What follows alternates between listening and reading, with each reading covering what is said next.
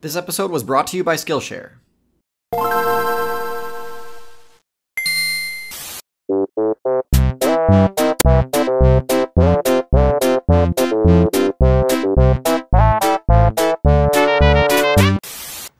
Question: what kind of bear is best? Every so often, the metagame of Outside breaks into the mainstream for a bit. Famous examples include the Choose 2 puzzle, or the horse-sized duck or 100 duck-sized horses meme. But perhaps the most famous example is the simple question posed by Jim Halpert in Season 3 Episode 21 of The Office, where he asks what kind of bear is best. But before we answer that, let's take a step back and hear how Dwight responds. There are basically two schools of thought. He doesn't get to finish his sentence before he gets cut off, but he's right. There are two schools of thought, those being the generalist approach and the specialist approach. So which school of thought is better when trying to optimize a bear build? I think the best way to answer that is to outline each approach's most relevant members and rank each of them on a tier list. So without further ado, let's get into it. Perhaps one of the most famous examples of a specialist bear is the Panda. I don't think many players would dispute that pandas are easily one of the worst builds in the current meta. What they will dispute is why. A lot of players think that pandas are garbage because they have an extremely low respawn rate. But pandas actually give birth just as often as other bears. Yes, it's rare, but that hasn't stopped the higher tier bears. What's really holding these bears back is their absolute dependence on bamboo. Of all the specialized bears, pandas are by far the most over-specialized. The combination of stats and abilities they've got have made it so even if they decided to stop being strict herbivores and pursue a more generalist approach, they can't really do it without a massive respec. They've got the bite force comparable to lions and tigers, but with mobility and stealth as low as theirs, there's no way they'd ever be able to make use of it against another player. Pandas use most of their evolution points on their special ability Pseudo-Thumb, a bony-like appendage that allows them to better hold on to bamboo. The rest of their evolution points, I assume, were spent on their ridiculous palette swap.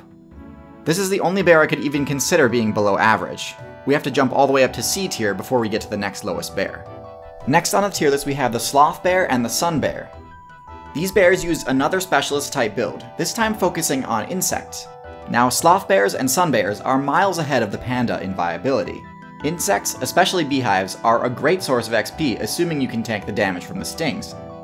Not only that, but unlike bamboo, insects are pretty much everywhere, so habitat loss due to a human builder player doesn't pose as big a problem to them as it does for pandas.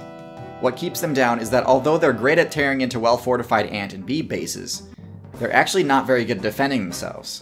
They have losing matchups against every other key player in their region, including pythons, leopards, dholes, and tigers. And for that, I have to place them in C tier. The highest ranking specialist type bear on our list is the polar bear.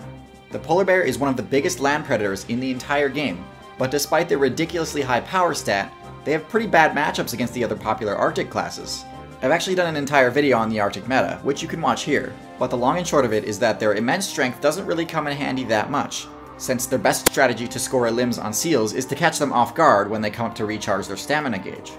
They don't have the mobility to chase seals down in the water, nor do they have the strength to defeat walruses on land.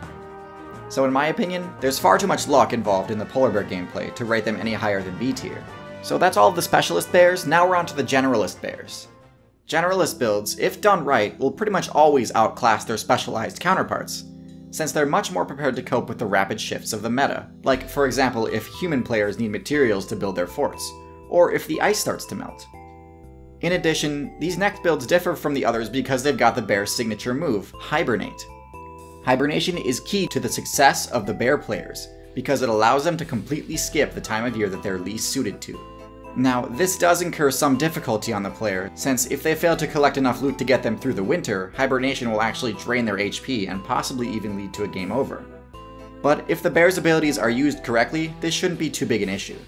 The first of the generalist bears on our list is the brown bear. Brown bears have one of the highest power stats in the game, with their sheer force being outclassed only by bull, cattle, and elephant builds. They've also got fairly high mobility, although it can't quite match that of the wolves or elk that they share a server with. But both of these stats are put to good use because of the animal's high intelligence, one of the highest among solitary builds. This lets bears use their strength to successfully raid the treasure chests that human settlements control. Now, unlike its more specialized counterparts, it doesn't have the same venom resistances that would allow the sun bear and sloth bear to easily take out you social insect players, so it's certainly not invincible by any stretch. But it can make up for these inconsistencies by doing what it does best: griefing salmon mains. The salmon questline's final objective is to return to their spawn point, and unfortunately this exploit is pretty common knowledge among the bear subreddits and whatnot. Brown bears have almost as good a matchup against fish as ospreys do. It's really unfair, honestly.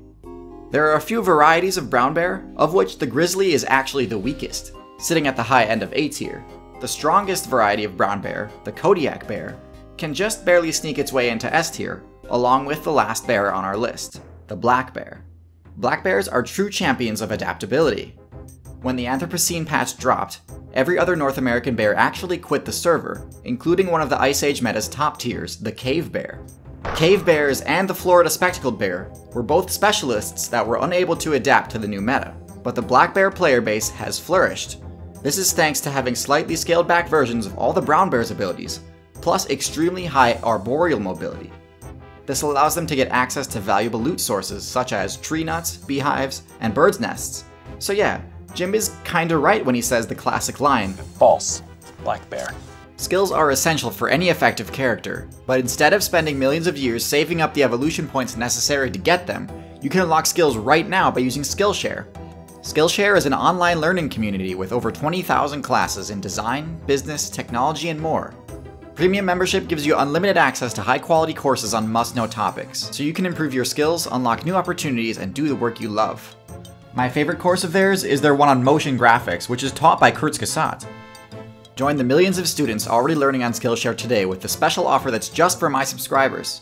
You can try Skillshare for free for 2 months by using the link in the description.